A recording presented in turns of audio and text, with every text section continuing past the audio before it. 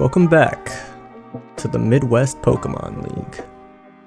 For those mimicking Clefable and Quagsire, the winter season has officially begun. The draft was tense, although I couldn't tell you the specifics cause I myself was half asleep throughout it. Despite this, the teams were formed and rivalries made. The first 2 weeks were once again combined to form a Super Week, so without any further ado, I'm your host and editor, Python, coach of the Portland Trailblazers. Let's get started. Our first battle was with Dan and the Golden State War Turtles against Henry, previously the Daytona Ducklets, now representing to Washington Waifus. Okay then.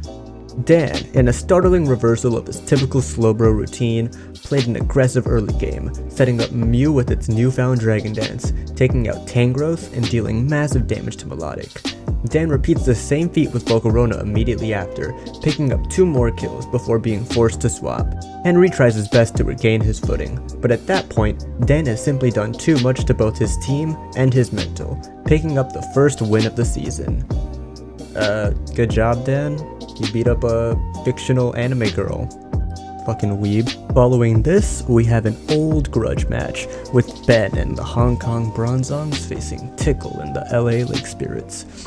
Ben starts off strong, using Scolopede's baton pass to give Emboar the chance to put in work, something we haven't seen since Joshua was in the league. But Tickle retaliates by playing the Sucker Punch game, and little did we know, is Tickle bad at the Sucker Punch game. Ben goes back into Scolipede, picking up a kill before once again passing off those pesky speed boosts to his Mega Blastoise, which picks up the kill on its counterpart Latios. From here, it's a simple matter of Ben playing smart, breaking Alakazam's Focus Sash with Garchomp, which allows Scolipede to sweep what remains of Tickle's team. Looks like the Lake Spirits got washed up. Up next, we have the incredibly handsome future champion, Python and the Portland Trailblazers, facing off against, well, Nando. With both captains being incredibly sick at the time of the battle, this was kind of rough to watch. Nando asserts early dominance when Double not only shrugs off Mega Metagross entirely, but also cripples it with Thunder Wave, but Python fights back, using the new Throat Spray to set Yanmega up for a kill and massive chip on both Silvally Ghost and Lele. Python seemingly misplays after this, setting up Stealth Rocks with his Jirachi but taking a massive multi-attack from Silvally. But he quickly proves his worth as an innovator when Scarf Sneasel uses Poltegeist's weak armor against it to kill it with Beat Up. A necessary flex indeed. From here, Python simply plays it safe, shutting down Gyarados and proceeding to clean up with Sneasel. The tire in the snow keeps on trucking to the next destination. Now we have the new commissioner, Bobby in the Denver Darkrai, facing the original, Swan in the Minnesota Victinis. Bobby picks up the first kill, but really, at what cost? Doublade dulls itself and Swan puts up hazards, and I mean a lot of hazards, like a lot. But Articuno comes in quite safe and snug in its heavy-duty boots, killing off Dracovish. Swan ensures the sacrifice wasn't in vain, as Mantine of all things picks up 3 kills. Bobby tries for a desperate Dragonite sweep, but alas, can't break Hatterini, allowing Swan to reign supreme. Get it? Reign supreme. Okay, I'm done. And now we have the current champ, Quinn in the Montreal Mudkips against Patrick in the Rotom Washingtons. The battle starts off quite strangely, as Hoopa Unbound, recently moved down to OUB, puts in massive work clicking one move because Quinn fails to realize it goes through Substitute. Oh, and a crit. Patty then sacks his Lando to get rocks and minor chip on Altaria, before bringing in the monster that is Mega Diancie. Quinn sends in his counter, Celesteela, but he overpredicts harshly and gets devastated for it. From here, it's quite simple for Patrick to storm his way through Quinn's team, shining bright like a diamond in the rough. Diamond Storm. Following this, we have Danny and the Buffalo Bisharps dueling with Alex and the Chicago Chandelures. Do I really have to narrate this one? Yes. Fuck, Alex, why would you play Stall? Basically, a whole lot of nothing happens until Danny picks off Corviknight, followed by a whole lot more of nothing happening until he picks off Hippowdon, which is followed by Alex picking off Klefki and Rotom, who were extremely low, which is followed by Danny killing Xatu and Chansey in less than 5 turns. God bless America. From here, Necrozma is able to take a hit from Lando and pick off the remaining 2. Damn, Daniel. back at it again with another win. Up next is Mike and the Marseille Mawwows facing off with Cal and the Michigan Machamps.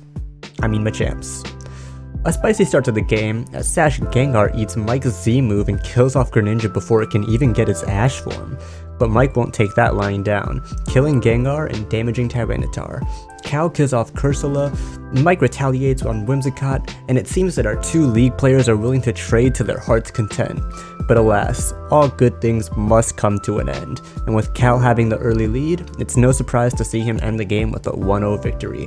This is the type of game we like to see, and for that, I'm gonna give it my vote for the best match of the week. Good stuff, guys. Real good stuff. Finally, we have Thomas and the Kevin Durants against a Mega Caesar-less Zach and the Toronto Bayleafs. Zach takes a bit of an aggressive early game, quite literally killing his Blacephalon to chip the Starmie. He then manages to get the recently risen Hitmonlee its Unburden, flinching out Torn and eventually killing it. Following this, Pinsir and Lopunny exchange returns, but, well, one is super effective and it certainly isn't the rabbit. From here, the League watches in shock as RU Orbeetle sets up and proceeds to baton pass into Tapu Koko, signaling the end of the match. Zach proves that he doesn't need Armor Abs Crabs to sit up in his gamer chair and focus. I can't believe I just said that. How many of these are left? 8? Fuck it, we're doing a lightning round. Ready? Go! Python v Dan. Dan brings an illegal moveset, Python wins by forfeit despite playing out the game and losing. Nano should have caught this, but he has super raids. Patrick v Danny. Patrick goes boom shakalaka all over Danny's team. This leaves both Daniels at 1-1 and both people whose names start with a P at 2-0. Zach v Bobby. Bobby plays well in the early game, but ultimately Zach sets up Hitmonlee and Bobby can't do a damn thing about it. This is why this thing got moved up and Hawlucha was banned. Bobby becomes the first winless tier 1 battler to end Super Week. Mike v Tickle. Mike's defensive core, Skarmory and Mega Kangaskhan are ultimately too much for Tickle to handle, especially after he loses Infernape early. Also, Doug Trio was there. Tickle becomes the second winless tier 1 battler to end Super Week. Also, this is my vote for best match of the week. Mike has 2 in a row. You guys suck. Nando v Henry. Henry comes in with a vengeance, and his aggressive Caparage play damages Nando. Nando tries yet again to set up and fails to sweep, and Henry picks up the second win of the league, but the first of the season.